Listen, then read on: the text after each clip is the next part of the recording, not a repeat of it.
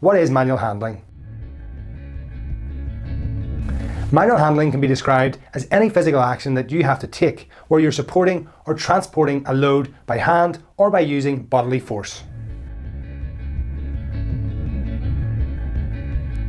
This includes lifting and carrying, pushing and pulling, moving, or setting down any type of object or load. Many jobs, of course, require frequent manual handling to be carried out. This does vary greatly according to what industry or job role that we're talking about. But let's learn a bit more about why it's so important to manage manual handling risk. Why are we so concerned with managing risk when it comes to manual handling in the workplace? Well, in simple terms, manual handling is one of the most common causes of injury at work. If we take Ireland as an example, you can see from the data on the screen that the most common cause of injury by quite some margin is manual handling. And if we look at where the injuries to the body occur, over 30% of injuries are related to the back, the arms or the shoulders. If we move across and look at Great Britain's latest injury and illness statistics, we can see that musculoskeletal disorders, or MSDs, are responsible for around 9 million working days lost each year, and a large proportion of that is made up by manual handling injury. By using a similar approach that we would take in other health and safety areas when it comes to managing risk, our first option and most desirable way of dealing with the risk would be to avoid or eliminate the risk entirely. When it comes to manual handling, what does this mean? Well, we have to ask ourselves, does the item, equipment, or product really need to be moved? Is there another way that we can carry out this activity or task? You may find when you get some heads together to talk about where something needs to be moved and why it needs to be moved, you may find that there are other alternative solutions and better ways of going about it that helps you to avoid manual handling.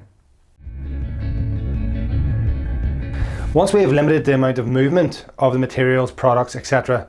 as much as we reasonably can, then it's time to look at using substitution or engineering controls to reduce the risk further. That would be things like, if we're thinking about manual handling aids, for example, we could be using pallet trucks or dollies to move materials. If we're thinking about powered lifting equipment, we could use forklifts, for example. Or alternatively, we could look towards automation. In other words, the use of things like conveyor belts and robotic arms. It's important to remember that if you are using automation, mechanical aids and or lifting equipment, that there is enough consideration for the training of the people that are using them and that the equipment itself is suitable and sufficient. When we get to the stage where there's no further opportunity to use substitution and engineering controls, or at least it's not cost effective to do so, then it's time to move towards looking specifically at what manual handling remains.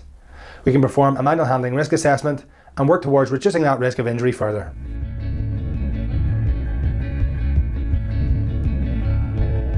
Manual handling and lowering the risk of injury is not an exact science. There are lots of variables at play, so each task and unique environment requires specific consideration from those who manage and are responsible for the work. With that said, the application of a manual handling risk assessment and some basic manual handling principles can really help you reduce the likelihood of musculoskeletal and manual handling injuries. When it comes to manual handling, one of the most important things you can do to avoid injury is to look after your back. The natural shape of a spine, as you can see on the screen, is in a soft S shape. And you may be aware of the terminology that's often used when it comes to maintaining this natural shape, and that is to maintain a natural or neutral posture. If your spine is healthy, you should be able to maintain a neutral posture by simply keeping your body aligned and balanced throughout any movement that you do. However, even though your spine or back may be strong, it still needs to be looked after. Even on an ordinary, uneventful day, it takes a lot of pressure and punishment, and most of the time you may not even notice it.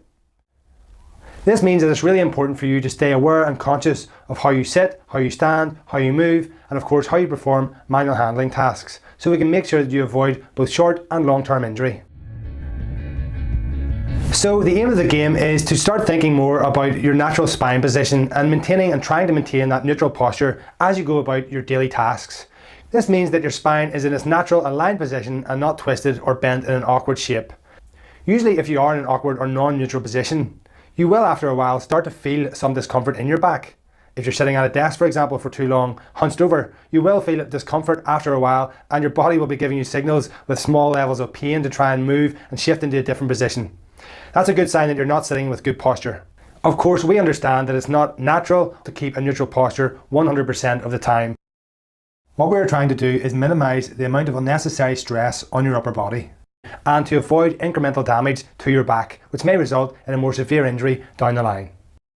Now that we've looked at the natural position of the spine and how important it is to maintain a neutral posture, I want to talk just briefly on something called the power zone. What is the power zone? Well, the power zone, or the preferred working zone as it's also known, is the space between your mid-thigh and mid-chest where you can lift the most with the least amount of exertion.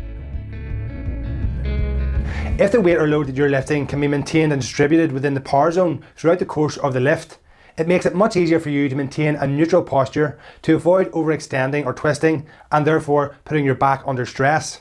And of course, that means it's much less likely that you'll end up injured. Unfortunately, it's not always just as simple as knowing what the power zone is and lifting anything without adequate planning if you want to avoid injury. We have to consider variables such as the load type, individual capability, the frequency of when you're doing lifts and movements, staff training and so forth if we want to effectively reduce risk from manual handling. Guides such as the lifting and carrying guide here that you see on screen can be useful references to give you an indication of the typical weight tolerances for an average person. It's important to remember that each individual will have different abilities and needs, so please do consider who will be involved in any work as it is being planned and managed. As you can hopefully see from the demonstration here, even small changes to the body and load position can have a significant impact on the amount of weight that we're able to lift and move without creating a risk of injury.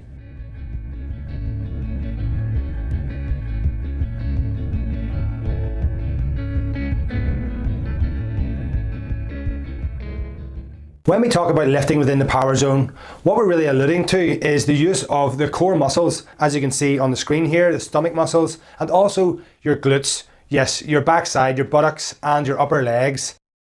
The importance of using your core muscles as opposed to lifting with your back, as you can see in this terrible demonstration of how not to do it, cannot be overstated. By engaging those muscles, it allows you to maintain a very neutral posture, and of course, that's what we're aiming for. A question that we often get asked during manual handling training is, does having a strong core reduce my chances of injury? Well, having a strong and conditioned core and set of core muscles, as we've discussed, will help your balance and stability and just your ability to lift safely. By using these muscles on a regular basis and getting your body used to it, you're going to be taking pressure, as we've already mentioned, off your back and those areas that are susceptible to injury. So any strength and conditioning exercises and stretches that you can do that will improve the strength of those core muscles and as well your back muscles and associated muscles in your upper body is only going to be beneficial when it comes to prevention of workplace injury. Now we've come to the practical part of this short awareness course, and we're going to use a simple lifting from the floor exercise just to demonstrate a 5-step process that you can use to allow you to perform dynamic risk assessment for simple manual handling tasks in your workplace.